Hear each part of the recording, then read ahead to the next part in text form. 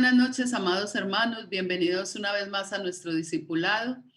Dios ha sido tan bueno con nosotros y damos gracias al Señor por su fidelidad y porque nos permite estudiar su palabra y a través de este estudio poder saber las cosas que están sucediendo y las que van a suceder. Queremos recordarles que estamos estudiando la revelación de nuestro Señor Jesucristo en el libro de Apocalipsis. Y ha sido muy asombroso mirar cómo en cada capítulo vemos al Señor actuando y sobre todo vemos su carácter.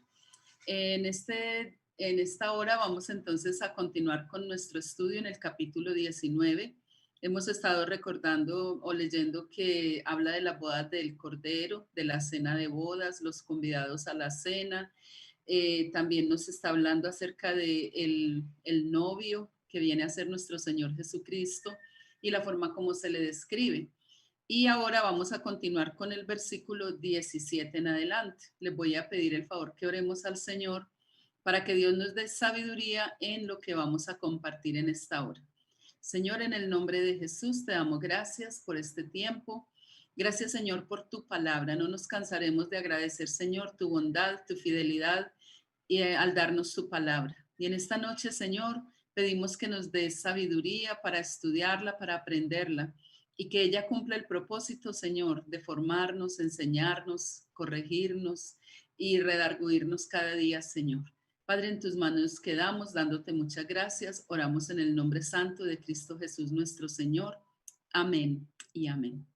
Vamos a leer capítulo 19, versículo 17 y 18. Dice: y vi a un ángel que estaba en pie en el sol y clamó a gran voz diciendo a todas las aves que vuelan en medio del cielo: venid y congregaos a la gran cena de Dios, para que comáis carnes de reyes y de capitanes, y carnes de fuertes, carnes de caballos y de sus jinetes, y carnes de todos, libres y esclavos, pequeños y grandes. A veces cuando nosotros miramos estos pasajes, no falta quien empiece a juzgar y empiece a señalar a Dios como tan malo, como lo que está diciendo acá que va a acontecer, que va a ser un momento muy, muy terrible, donde va a haber una gran matanza. Y lo primero que él vuelve a ver es un ángel en pie. Vemos que en todo este libro de Apocalipsis la obra angelical es muy fuerte. Recordemos que nunca un ángel hace las cosas por sí mismo, sino cuando Dios lo manda o cuando Dios le ordena. Y dice que estaba en pie en el sol. Y él clama en medio de lo que está pasando, dice que él clama a gran voz y congrega a todas las aves, sabemos que son aves de rapiña. Pero lo interesante es que les dice, venid y congregaos a la gran cena de Dios. Y la cena que es que ellos van a comer carnes de todos estos muertos. Y como dice ahí, porque no dice solamente de que van a morir, sino que señala quiénes son, para que comáis carnes de capitanes, de reyes y de capitanes, de fuertes, de caballos, de jinetes, de todos, libres y esclavos, pequeños y grandes. Quiere decir que va a ser un momento muy crucial donde no va a escapar prácticamente, o sea, no va a escapar nadie.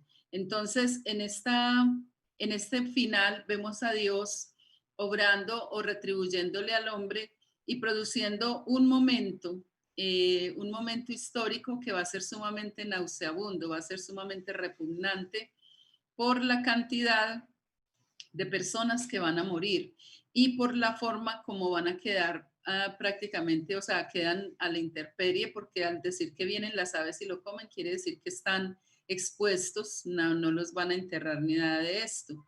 Esto también nos está hablando, si lo lleváramos, digamos, en una forma eh, alegórica, podríamos decir de alguna manera que es también como la forma de mostrar lo que pasa con las obras de la carne. Ahora, acá cuando dice la palabra del Señor para que comáis carnes, es importante que entendamos también lo que dice Gálatas 6, 7 y 8, donde dice que no nos podemos engañar, Dios no puede ser burlado, pues todo lo que el hombre sembrare, eso también segará. Y luego dice, porque el que siembra para la carne, de la carne segará corrupción, mas el que siembra para el espíritu, del espíritu segará vida eterna. Entonces, lo que vemos acá es como el obrar en la carne es literalmente, es cuando yo hago lo que yo quiero, o sea, mi vida la rijo yo mando sobre ella, yo determino qué hacer, a dónde ir, qué no hacer, y no dejamos que Dios tome el control. Entonces, todas estas personas han vivido en un momento o una vida muy materialista, muy hedonista, egocéntrica, donde ellos han sido el centro de todo.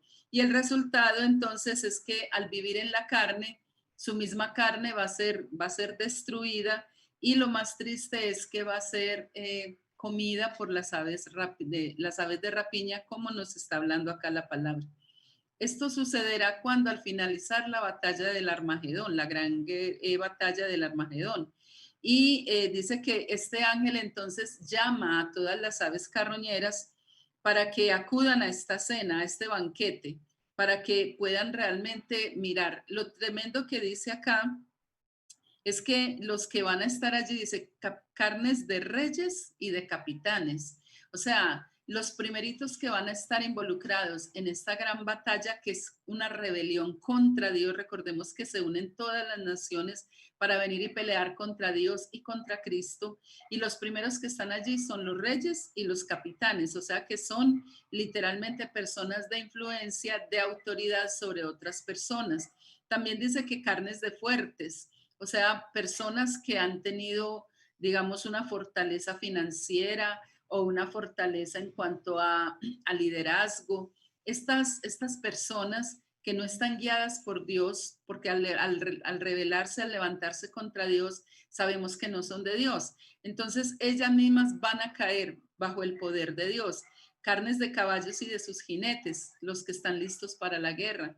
En este caso, recordemos lo que pasó, por ejemplo, con todo el ejército egipcio, cuando Dios los destruyó en el mar. Y dice que al día siguiente, cuando Israel se levantó, todo lo que había a la orilla era cadáveres que estaban allí. Entonces, para Dios no es imposible dar la victoria, para Dios no es imposible castigar. Y aquí dice carnes de caballos y de sus jinetes. Y luego dice carnes de todos. O sea que aún hasta los más pequeños, los más tal vez insignificantes, se van a unir también en esta gran rebelión contra Dios. Es muy terrible levantarse contra el Dios Todopoderoso, porque Él juzgará y va a juzgar de forma severa a todo aquel que no está con Él. En los versículos 19 dice lo siguiente: y vi a la bestia y a los reyes de la tierra y a sus ejércitos reunidos para guerrear contra el que montaba el caballo y contra su ejército.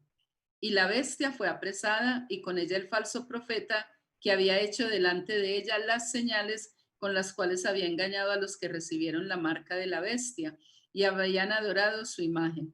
Estos dos fueron lanzados vivos dentro de un lago de fuego que arde con azufre. Hasta el último momento, vemos acá en este pasaje bíblico, vemos a la bestia y al falso profeta operando, o sea, no cesan de operar. Como el tiempo de ellos es tan limitado, solo 3 años y medio, entonces no cesan de dejar de hacer sus engaños, de dejar de hacer sus cosas hasta el último momento.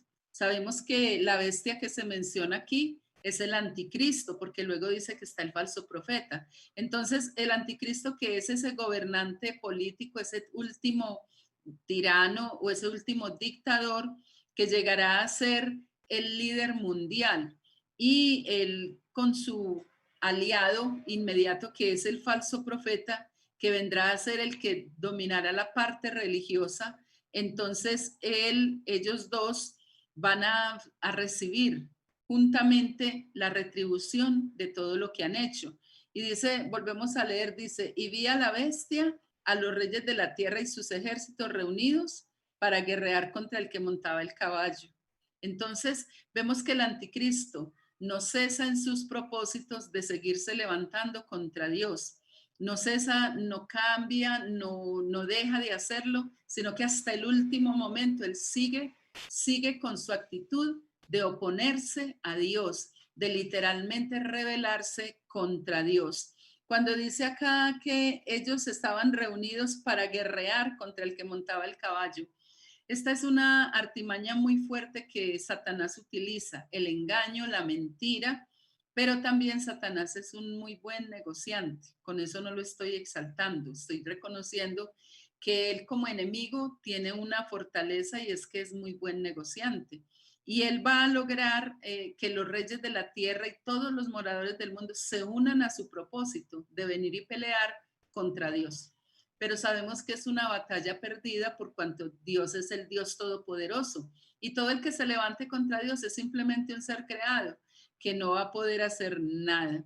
Entonces, este personaje, estos personajes que vienen, dice que para pelear contra el que montaba el caballo y contra su ejército. Entonces, es muy importante que nosotros miremos que si hoy tenemos lucha espiritual, pues no nos debe de extrañar. Si hoy vemos que hay oposición, no nos debe extrañar. ¿Por qué? Porque Satanás hasta el último momento va a seguir haciendo la guerra. Porque el anticristo y el falso profeta hasta el último momento van a seguir engañando al mundo y sublevándose contra nuestro Dios. Además dice la palabra que la bestia fue apresada y con ella el falso profeta que había hecho delante de ella las señales con las cuales había engañado a los que recibieron la marca. Notemos que ahora ya llegó el momento de Dios tomar a estos dos personajes, el último dictador mundial con su aliado que es el falso profeta, que es digamos, el líder antirreligioso, llamemos así, que no va con Dios, no está con Dios. En este momento, entonces, Dios ya los toma a ellos para ejecutar en ellos juicio. Y dice que la palabra del Señor, que entonces ellos fueron lanzados, ¿en dónde? Vivos, ni siquiera experimentaron la muerte, vivos fueron lanzados dentro de un horno, un lago de fuego que arde con azufre. Es muy, muy interesante. En la Biblia encontramos un relato, está en el libro de Números, cuando nos habla de la rebelión de Coré. Creo que es en el capítulo 16. Y es muy curioso porque dice que ellos también, cuando Moisés dijo la palabra, dice, bueno, si como mueren todos los hombres, mueren estos, Dios no ha hablado por mí. O sea, literalmente, si tienen una muerte natural, no, Dios no ha hablado por mí. Pero si Dios hace algo sobrenatural y la tierra abre su boca y ellos descienden vivos al Seol, entonces ustedes entiendan que Dios me llamó y Dios me levantó para yo hablarles a ustedes. Y dice que tan pronto no había terminado el de decir esto cuando la tierra abrió su boca y ellos con sus hijos, sus esposas y todo lo que tenían cayeron, o sea, descendieron vivos al Seol. Ya por temas que hemos hablado acerca de los lugares donde están las almas, de los que están perdidos eternamente y de los que están en Cristo. Pero en este caso, con la rebelión de Core, dice que fueron vivitos, descendieron al Seol, no pasaron el proceso de morir, sino que fueron de una vez directo al Seol. Y aquí nos dice la palabra que también estos dos personajes, el último dictador mundial con el falso profeta, descenderán vivos a donde, a un lago de fuego que arde, a un lago de fuego que arde con azufre. Entonces, ahorita Satanás a la gente les pinta, la religiosidad también pinta, y que eso es muy bueno y que usted haga esto y haciendo tal cosa. Y no, la Biblia nos dice que lo único que tenemos que hacer para heredar la vida eterna es reconocer a Jesucristo como nuestro Señor y Salvador. Ya lo que viene después es el fruto de esa entrega a Dios, es el resultado, las obras que hacemos, digamos así, son el resultado de haber recibido a Cristo como Señor y Salvador. Entonces, nosotros podemos descansar y podemos tener la certeza de que Dios nos ha ayudado, de que Dios está con nosotros. En cambio, estos dos personajes, lo único que les queda es estar en un lugar de castigo, un lago que arde con fuego y arde con azufre. Este lugar es un lugar sumamente doloroso y Dios en este momento ya les aplica ahora a ellos el juicio por todo lo que han hecho y por lo que dice ahí, que con ellos habían engañado a los moradores de la tierra, obligándolos a adorar a la bestia y a la imagen de la bestia, y este es el resultado con el que ellos terminan. Satanás es experto en prometer, pero no puede cumplir, porque él nunca puede garantizarle a la gente salvación, disfrute, éxito. Satanás lo que ofrece es momentáneo, el único que ofrece cosas eternas es Dios, el único que nos brinda una seguridad de que si le creemos, de que si estamos con Él, seremos salvos, estaremos con Él eternamente, disfrutaremos de cosas muy lindas. Solamente lo puede hacer Dios, Satanás no, porque aunque aquí todavía no hemos visto el juicio de Satanás, estamos viendo nada más el del falso profeta y el anticristo, y el lugar de ellos, que es en su manifestación inicialmente cuando se presentan ante el mundo, se presentan como los grandes solucionadores de problemas, como la solución, como el hombre, como decía, y quién como la bestia, ¿cierto? Entonces, porque sumamente es inteligente, tiene buena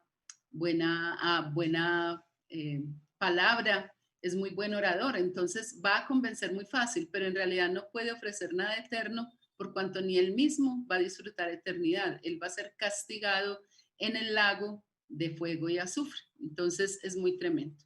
Luego dice el versículo 21, y los demás fueron muertos con la espada que salía de la boca del que montaba el caballo, y todas las aves se saciaron de las carnes de ellos. La rebelión contra Dios, aunque aparentemente en este momento los ateos, toda la gente que se levanta contra Dios creen que han ganado, creen que realmente han alcanzado algo, lamentablemente se van a dar cuenta que pelear contra Dios es algo inútil, es algo inoficioso, no, nunca lo van a lograr. Dios permite cosas para que el hombre reconozca y entienda que realmente contra Dios no hay nada. Y Dios, con solo el poder de su palabra, Dios creó las cosas. no necesita ejércitos ni armamento nuclear, simplemente con un ejército de langostas o como hizo Dios con las plagas en Egipto, puso a Egipto de rodillas, solamente con emplear la misma naturaleza. O sea, Dios es tan poderoso, tan grande, y aquí nos dice la palabra que entonces estos dos grandes tiranos ya fueron lanzados al lago de fuego. O sea, es muy curioso que primero nos digan lo que pasó con ellos para luego hablar de los moradores del mundo, o sea, los seres humanos. Primero nos dice estos dos personajes que fueron líderes y que tuvieron, digamos, una influencia fuerte sobre la humanidad, a dónde van a llegar. Entonces, sabemos que por lo que la palabra de Dios dice, y ha sido una de las preguntas de mucha gente, el infierno realmente es real, el lago de fuego es real. Y esto a mucha gente le ha preocupado. Sabemos que un líder religioso expresó que el infierno no era real, que el infierno estaba en la mente, pero bíblicamente eso no es verdad. El infierno no está en la mente, el infierno es un lugar real.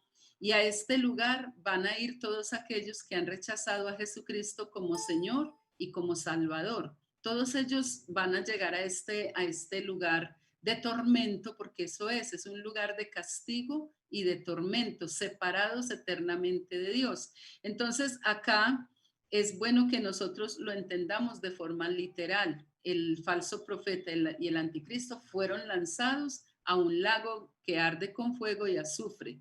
Y luego nos está diciendo que los demás fueron muertos con la espada que salía de su boca. ¿Qué será esto? Sabemos que bíblicamente, bíblicamente encontramos estas palabras. En Hebreos 4:12 dice la palabra del Señor, porque la palabra de Dios es viva y eficaz y más cortante que toda espada de dos filos y penetra hasta partir el alma y el espíritu, las coyunturas y los tuétanos, y discierne los pensamientos y las intenciones del corazón. El apóstol Pablo también en Efesios capítulo 6, verso 17 dice, y tomad el yelmo de la salvación y la espada del Espíritu, que es la palabra de Dios. En Isaías capítulo 11, versículo 4, dice la palabra, sino que juzgará con justicia a los pobres y arguirá con la equidad por los mansos de la tierra y herirá la tierra con la vara de su boca y con el espíritu de sus labios matará al impío. Indudablemente, cuando habla acá de la espada que sale de la boca, está hablando del poder de la palabra de Dios, el poder que tiene la palabra de Dios. La palabra, como dice segunda de Timoteo 3:16, cuando dice toda la escritura es inspirada por Dios, pero ¿qué más dice? Y es útil, ¿para qué? Para enseñar, para redarguir, para corregir y para instruir en justicia, enseñar, redarguir, corregir e instruir. De manera que la palabra es tan poderosa que transforma totalmente la vida de una persona. Ahora, en eso tiene que ver mucho la actitud que tenga cada uno con respecto a la palabra, eso es verdad. Pero en realidad la palabra tiene el poder para transformar vidas, tiene el poder para cambiar los corazones, la palabra. Entonces aquí el poder de la palabra dice que va a ser tan fuerte que con ella va a matar. Entonces la palabra de Dios, con la palabra fue que Dios creó todo lo que existe. Con el poder de la palabra, Dios simplemente dijo, hágase y fue hecho. Produzca y produjo, ¿cierto? Y como dijo el Señor Jesús en Mateo 4, cuando Satanás le tentó, cuando él tuvo hambre, y el Señor le dice algo muy interesante, le dice, no solo de pan vivirá el hombre, mas de toda palabra que sale de la boca del Señor, de ella vivirá el hombre. Entonces, es necesario que nosotros entendamos y atendamos la palabra de Dios, que no la dejemos como un libro más, nunca. Nosotros los cristianos, específicamente los cristianos evangélicos, jamás tomaremos la palabra como un libro más. Para nosotros la palabra es el fundamento, es lo principal, que podemos leer otros libros para apoyarnos, para de pronto mirar experiencias, es verdad, pero el centro de nuestra vida es la palabra y el centro de la palabra es nuestro Señor Jesucristo. Entonces, la palabra de Dios es poderosa. Dice la palabra en Primera de Pedro, capítulo 1, verso 23, dice, siendo renacidos no de simiente corruptible, sino de incorruptible por la palabra de Dios que vive y permanece para siempre. Entonces, Dios nos hace nacer por medio de su palabra. Dios nos da la vida, nos da todo a través de la palabra. Por eso también entendemos a Cristo. ¿Quién es Cristo? Según Juan 1:1, en el principio era el verbo, o sea, la palabra, y el verbo era con Dios y el verbo era Dios. O sea, la palabra es tan poderosa que da vida, la palabra es tan poderosa que en este caso a todos estos moradores del mundo que se rebelan contra Dios, solo con el poder de su palabra van a ser destruidos. Nada más con eso, solo con el poder de su palabra. Por eso dice ahí que los demás fueron muertos con la espada que salía de la boca del que montaba el caballo. Y sabemos que el que monta el caballo es nuestro Señor Jesucristo. Recordamos, por ejemplo, el caso de Esteban en Hechos capítulo 6. Esteban está haciendo una disertación fuerte, mostrando a Jesucristo como el cumplimiento de todo lo que Dios había dicho. Y dice que cuando él está terminando su relato, dice que la gente rechinaba los dientes como de la ira que tenían contra Esteban por lo que estaba diciendo. Entonces, ¿qué era lo que Esteban estaba declarando? Todo lo que Dios había hecho en el Antiguo Testamento, él estaba declarando la palabra. Y ahora estos hombres no aguantaban, o sea, les llenó de ira y arremetieron a una contra él en la ira que les dio. Bueno, llegará el día y no estamos lejos de él, donde la palabra de Dios va a traer sobre los hombres es muerte. Ahorita ella es vida, nos da vida, pero todo aquel que rechaza a Cristo, ¿qué le va a pasar? Que la palabra de Cristo es suficiente para acabar con esa persona. Y es lo que acá nos está diciendo. El mundo que rechaza a Dios queda expuesto, queda literalmente a expensas de lo que Dios quiera hacer con la palabra. Entonces, ¿qué hace la palabra? A nosotros nos da vida, a nosotros nos hace renacer, a nosotros nos corrige, nos instruye, nos redarguye y nos enseña. A los que rechazan la palabra, la vida, rechazan a Cristo, perdón, la palabra se les convierte en un azote, literalmente se convierte en causa de muerte. De ahí la importancia de que nosotros meditemos en la palabra. Y dice que, y todas las aves se saciaron de las carnes de ellos. Es muy tremendo porque será un momento tan crítico donde toda esta gente morirá. Pero es muy triste la condición en la que van a morir, en rebelión abierta contra Dios, y al haber venido en esa rebelión abierta, el resultado es que ellos mueren solo con el poder de la palabra de nuestro Señor. A veces podemos pensar, no, qué cosa, pues yo no veo dónde está el amor de Dios, yo no veo cómo pueden predicar de un Dios de amor y mire lo que va a pasar. Pero tenemos que volver a retomar lo que ya hemos dicho anteriormente. ¿Qué hemos dicho?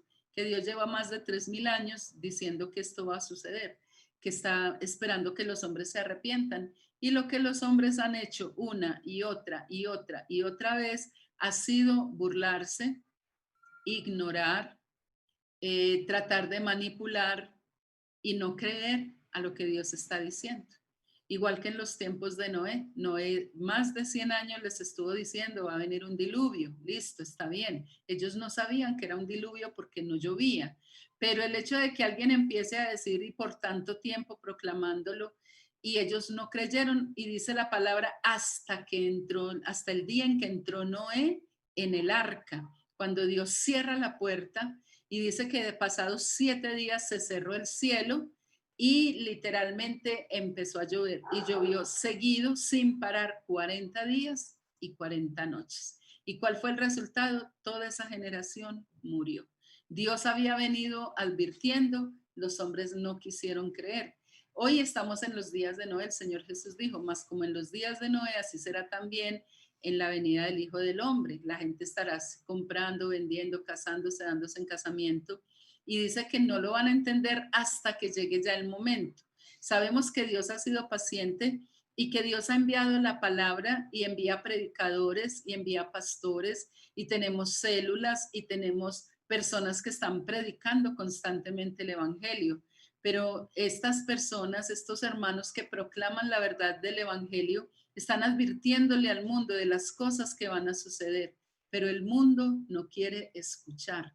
El mundo cree que porque tienen poder, que porque tienen libre albedrío, pueden hacer lo que quieran y eso va a quedar en el aire. Y en realidad todas las personas se darán cuenta que horrenda cosa es caer en manos de un Dios vivo, como dice Hebreos. Entonces debemos tener cuidado, debemos ser respetuosos, debemos pedir a Dios que Él nos ayude y que nosotros veamos la palabra como la debemos ver. Uno es la revelación de nuestro Dios. Ahora, si queremos mirar cómo es revelado acá el Señor Jesucristo, porque es la revelación de nuestro Señor, vemos a ese Dios justiciero. Vemos a ese Dios que es todopoderoso y con el poder de su palabra hiere y castiga, y con el poder de su palabra quita la vida a todos estos que se rebelaron abiertamente contra Dios y se atrevieron a venir contra Dios. Es muy tremendo cómo nuestro Señor nos muestra su paciencia, su amor, pero ya aquí ya vemos la culminación prácticamente, ya vemos lo último de la maldad de los hombres, porque ya luego entraremos al capítulo 20, un capítulo maravilloso, hablaremos del milenio, pero aquí ya vemos, es lo último que hará la humanidad en un sentido de venir abiertamente contra Dios. Entonces, debemos dar gracias al Señor por su palabra y nosotros cada día buscar, realmente buscar que la palabra sea vida en nosotros. En Josué 1:8 dice, nunca se apartará de tu boca este libro de la ley, sino que de día y de noche meditarás en él, para que guardes y hagas conforme a todo lo que en él está escrito, porque entonces harás prosperar tu camino y todo te saldrá bien. ¿Qué debemos nosotros hacer? No apartarnos de la palabra ni a derecha ni a izquierda. Nosotros debemos meditar en la palabra. En el Salmo 1 dice, bienaventurado el varón que no anduvo en consejo de malos, ni estuvo en camino de pecadores, ni en silla de escarnecedores se ha sentado, sino que en la ley de Jehová está su delicia, y en su ley medita de día y de noche. Y luego dice, será como árbol plantado junto a corriente de agua. Entonces, es importante que nosotros usemos la palabra, la aprendamos, la memoricemos, la interioricemos en nuestra vida y ella dé el fruto que Dios quiere que dé para gloria y honra de su santo nombre. Entonces, así terminamos el capítulo 19 y pidamos a Dios que Él nos ayude a amar la palabra, que la palabra no sea para nosotros ese juicio como va a ser para los impíos, sino que la palabra para nosotros sea ese aliciente, sea esa fortaleza cuando más lo necesitamos. Voy a invitarles que oremos al Señor y continuaremos en nuestra próxima clase con el capítulo 20 del libro de Apocalipsis. Vamos a orar. Señor, gracias te damos por esta noche, por tu palabra. Pedimos, Señor, humildemente que nos ayudes a amar tu palabra, que nos ayudes a creerla, que nos ayudes, Señor, a atesorarla y a vivir por ella cada día. En el nombre de Cristo, toma nuestra mente y corazón y que nosotros dispongamos todo, Señor, para aprender más de ti. Oramos en tu nombre santo, Señor Jesús, dando muchas gracias. Amén y amén. Mis hermanos, Dios les bendiga y continuaremos con en nuestra próxima clase. Feliz noche para todos.